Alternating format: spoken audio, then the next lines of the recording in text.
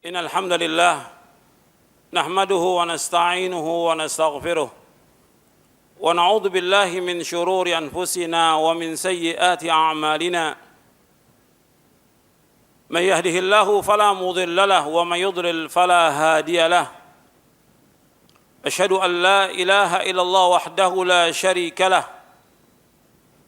وأشهد أن محمدا عبده ورسوله اللهم صل وسلم وبارك على نبينا محمد وعلى آله وصحبه أجمعين. Ayohal ikhwah, a'azakumullah, kepada bapak, ibu-ibu, ikhwan dan akhwat yang dimuliakan oleh Allah Subhanahu wa taala. Alhamdulillah, kita bersyukur kepada Allah Subhanahu wa taala atas segala nikmat yang Allah karuniakan kepada kita, nikmat Islam, nikmat iman, nikmat sehat, nikmat afiat. Nikmat dijauhkan oleh Allah dari berbagai macam malapetaka. Nikmat diberikan hidayah di atas Islam. Nikmat diberikan hidayah di atas sunnah.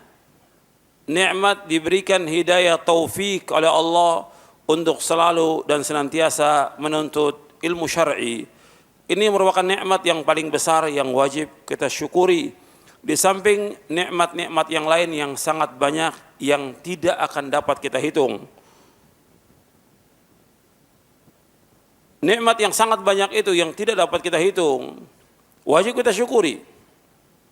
Semua nikmat wajib kita syukuri. Cuma sayang manusia itu Allah katakan sangat zalim. Sangat tidak berterima kasih kepada Allah. Wa in ta'uddu ni'matallahi la tuhsuha innal insana la zalumun kafar. Allah berfirman dalam surah Ibrahim, seandainya kalian menghitung nikmat-nikmat Allah, kalian tidak dapat menghitung nikmat-nikmat itu. Sesungguhnya manusia sangat zalim dan manusia sangat kufur, tidak berterima kasih kepada Allah. Makanya kita harus berusaha bagaimana kita menjadi hamba Allah yang bersyukur. Nikmat yang paling besar tadi saya sebutkan nikmat Islam. Ini wajib kita syukuri. Kita diberikan hidayah di atas Islam. Karena dengan agama inilah kita mendapatkan kebahagiaan. Dengan agama ini kita juga bisa melaksanakan ibadah kepada Allah. Dengan agama ini manusia masuk surga.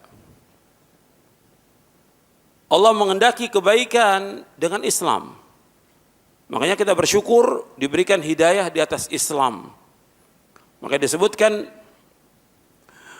bahwa apabila Allah mengendaki, idza aradallahu biqaumin khairan, atau dalam riwayat yang lain disebutkan idza aradallahu bi ahli baitin khairan adkhala bihimul Islam. Apabila Allah mengendaki kebaikan kepada satu rumah, apakah minal Arab atau minal Ajam, dalam hadisnya itu, adkhala alimul Islam, maka Allah masukkan mereka ke dalam agama Islam. Hadis ini sahih diriwayatkan oleh Imam Ahmad dalam musnadnya dan juga Imam Hakim dalam kitabnya Al-Mustadrak dan disahihkan oleh Syekh Al-Albani dalam silsilah ahadits as-sahihah di juz yang pertama. Jadi kalau Allah mengendaki kepada satu kaum, satu rumah, baik dari minal Arab atau minal Ajam, dari kalangan orang Arab atau orang Ajam, Allah masukkan mereka ke dalam Islam. Makanya kita nikmat diberikan hidayah di atas Islam, bersyukur. Kemudian kalau sudah kita masuk dalam agama Islam, ya kita harus belajar tentang Islam, wajib. Kemudian juga kita wajib mensyukuri semua nikmat yang Allah berikan kepada kita, hatta kita nggak punya apa-apa. Kalau ditakdirkan oleh Allah, kita nggak punya apa-apa. Pas-pasan, rezeki pasti dikasih sama Allah, pasti. Pas-pasan. Tapi kita qanaah dengan hidup itu.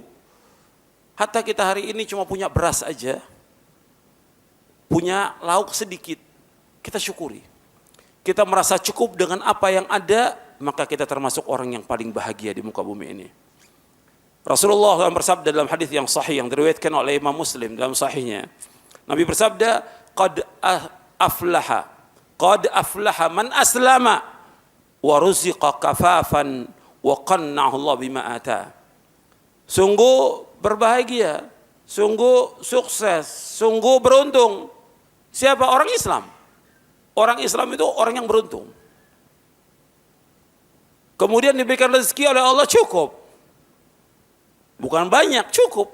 Meskipun sedikit cukup dia. Wa qanna'a Allah bima ata, dan dia diberikan qanaah oleh Allah dengan apa yang Allah berikan. Maka dia orang yang paling bahagia di muka bumi ini. Jadi ikhwan fiddin, a'azakumullah, kita bersyukur diberikan hidayah di atas Islam. Kemudian kita wajib belajar tentang Islam. Kemudian kita harus merasa cukup dengan apa yang Allah berikan kepada kita dan qanaah. Ini merupakan nikmat yang paling besar yang wajib kita syukuri. Kemudian kalau kita lihat lagi orang-orang yang tidak diberikan hidayah dari Islam, sengsara mereka hidupnya. Di dunia dia sengsara, di akhirat sengsara. Masuk neraka kekal abadi.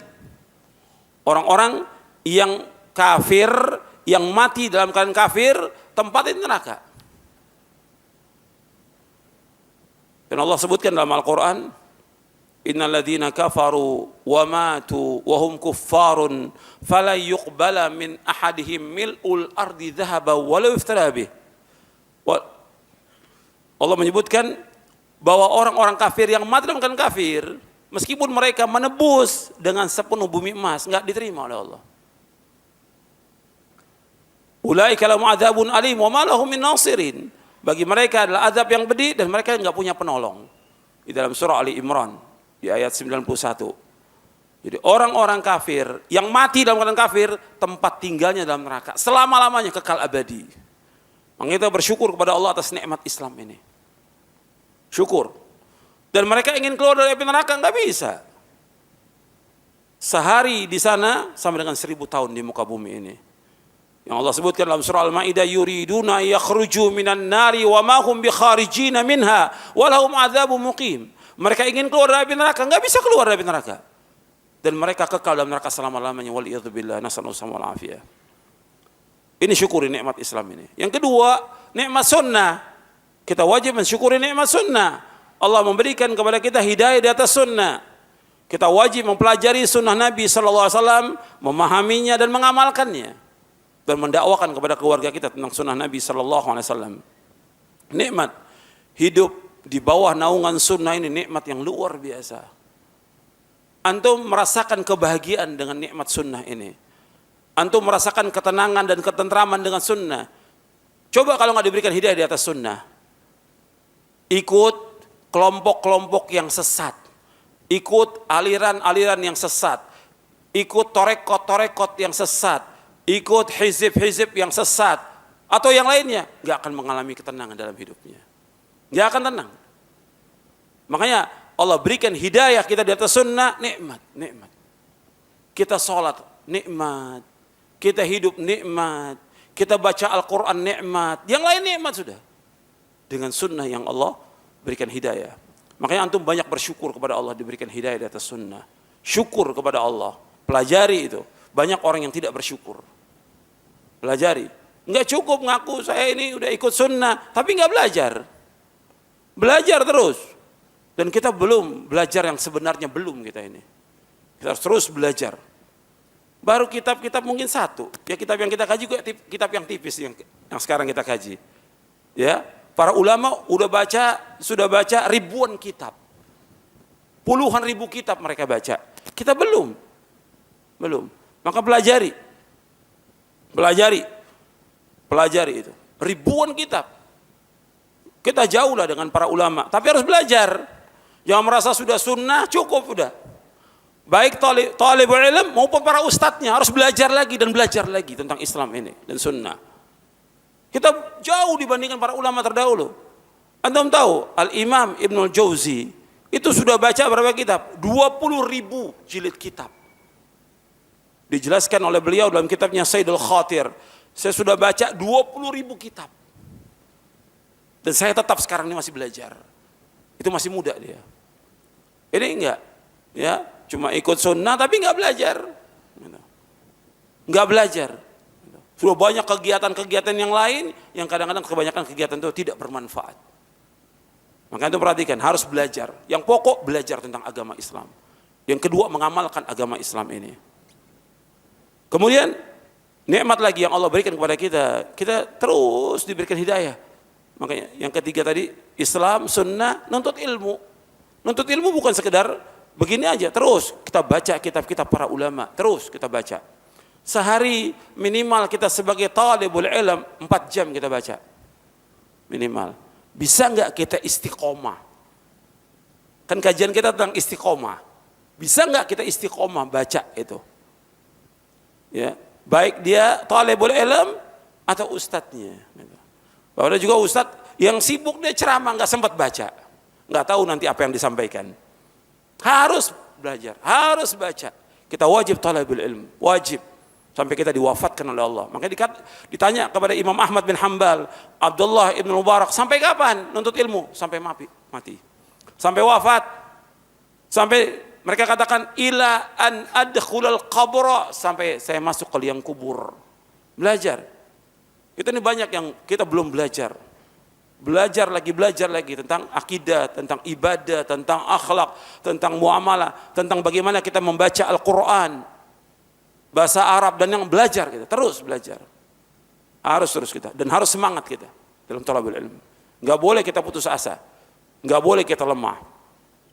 Kemudian ikhwan fillah, dalam mukadimah buku ini saya sebutkan, karena ini yang kita akan bahas, yaitu kitab Istiqamah, atau buku tentang istiqamah dari satu hadis Nabi SAW dan beberapa ayat Al-Quran. Saya bawakan perkataan Abul Aliyah. Beliau masuk Islam ini 10 tahun setelah wafatnya Rasulullah SAW. Kata beliau, saya telah membaca ayat-ayat muhkam sejak 10 tahun sepeninggal Rasulullah SAW. Allah telah menganugerahkan 2 nikmat kepadaku. Aku tidak tahu mana yang paling utama. Yang pertama, Allah menunjuki aku hidayah kepada agama Islam, dan yang kedua, Allah tidak menjadikan aku penganut faham Haruriyah, yaitu Khawarij. Ini athar ini sahih, diriwayatkan oleh Imam Abdul Razzaq dalam musannafnya, Al-Lalikai dalam syarah usul i'tiqad Ahlussunnah wal Jamaah, dan yang lainnya. Di sini disebutkan oleh Abul Aliyah yang wafat tahun 73 Hijriah, saya tidak tahu dari 2 nikmat yang mana yang paling besar. Yang pertama, Allah tunjuki aku di atas Islam. Yang kedua, Allah tunjuki aku di atas sunnah. Pertama Islam, ini nikmat. Yang kedua sunnah. Ada orang Islam yang tidak di atas sunnah. Saya mau tanya kepada antum, ada tidak? Banyak. Islam tapi tidak di atas sunnah. Mengikut aliran sesat, firqah yang sesat, kelompok yang sesat, pemahaman yang sesat, hizab yang sesat, harokah yang sesat. Enggak akan tenang, enggak akan bahagia, enggak akan tentram hidupnya. Tentram itu dengan apa? Dengan sunnah. Orang baru nikmat hidup itu dengan Islam dan sunnah, baru akan nikmat. Makanya di sini disebutkan, aku enggak tahu yang mana yang paling besar dari 2 nikmat itu. Yang pertama Islam, yang kedua yaitu sunnah.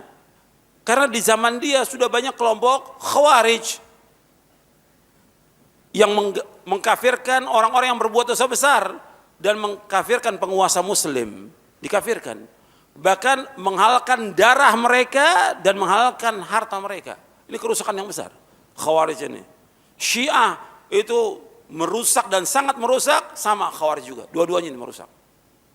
Makanya ketika orang membahas tentang Syiah harus bahas Khawarij, ketika orang membahas tentang Khawarij bahas juga tentang Syiah, karena dua-duanya merusak agama, merusak akal, merusak hati, merusak darah, merusak harta, dan merusak kaum muslimin.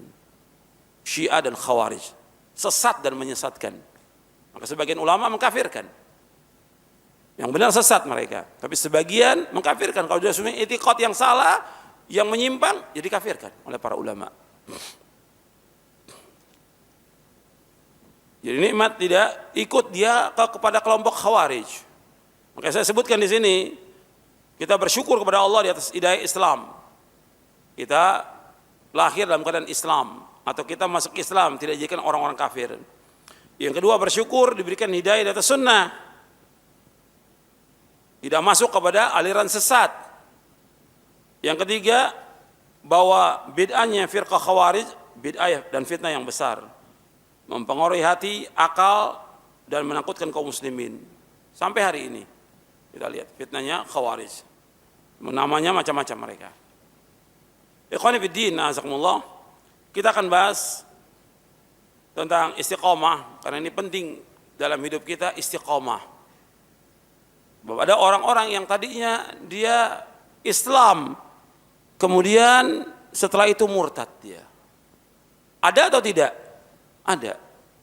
Ada orang yang tadinya sudah ikut sunnah, belakangan awalnya nih ikut sunnah dia, kemudian belakangan nggak ikut sunnah lagi, bahkan jadi kelompok firqah yang sesat. Ada orang yang belajar sunnah, jangan sekarang, di zaman dulu sudah ada. Ada seorang yang pernah belajar dengan Ibnu Abbas. Belajar Ibnu Abbas. Ibnu Abbas itu siapa? Sahabat Nabi yang alim. Dia habr wa bahr. Habr wa bahr. Artinya sebagai ulama dan lautan ilmu Ibnu Abbas ini. Sampai ketika disebutkan dalam riwayatnya Ibnu Abbas, kalau Ibnu Abbas ini sedang ceramah, luar biasa dia. Ayatnya, tafsirnya luar biasa Ibnu Abbas. Sampai katakan kalau seandainya penduduk Dailam mendengar ceramah Ibnu Abbas, masuk Islam mereka semuanya. Subhanallah, hebatnya Ibnu Abbas. Dan dia yang ceramah di depannya orang-orang Khawarij, sampai keluar ribuan Khawarij itu taubat kepada Allah, Ibnu Abbas. Nah, ada muridnya Ibnu Abbas, belajar Ibnu Abbas, Nafi al-Azruq. Kemudian setelah itu berteman dengan siapa? Dengan orang-orang Khawarij. Jadi Khawarij dia. Jadi Khawarij. Tadi diberikan hidayah di atas sunnah, kemudian jadi Khawarij. Dan yang seperti ini banyak. Yang seperti ini banyak. Makanya kita terus berusaha bagaimana kita berada di atas apa? Di atas sunnah. Dan mohon ketetapan. Makanya kita belajar, kita mengkaji tentang istiqomah ini penting. Bukan hanya orang awam. Bukan hanya talibul ilm. Terjadi juga pada para da'i. Ketika dia terkena fitnah dengan dunia, nggak istiqomah lagi di atas sunnah. Terkena fitnah dunia, nggak istiqomah di atas sunnah. Begitu juga orang-orang yang nuntut ilmu. Tadi ada orang yang rajin nuntut ilmu. Masya Allah rajin. Dikasih cobaan sedikit oleh Allah. Apa? Usahanya berhasil. Dagangnya berhasil. Kemudian kedudukannya, jabatannya naik. Sudah tinggalkan thalabul ilmi. Tinggalkan sholat berjamaah, tinggalkan yang lain. Nggak istiqomah lagi dalam hidup. Ini musibah. Makanya kita harus mempelajari betul-betul tentang istiqomah ini agar kita dapat melaksanakan agama ini sesuai dengan apa yang Allah syariatkan dan disyariatkan oleh Rasulullah SAW dengan ikhlas dan ittiba sampai kita diwafatkan oleh Allah Subhanahu wa ta'ala. Ya, ini saja yang perlu saya sampaikan, mudah-mudahan bermanfaat untuk saya dan untuk antum sekalian. Wa sallallahu nabiyana Muhammadin sallallahu alaihi wasallam, subhanakallahumma bihamdik asyhadu an la ilaha illa anta astaghfiruka wa atubu ilaik. Assalamualaikum warahmatullahi wabarakatuh.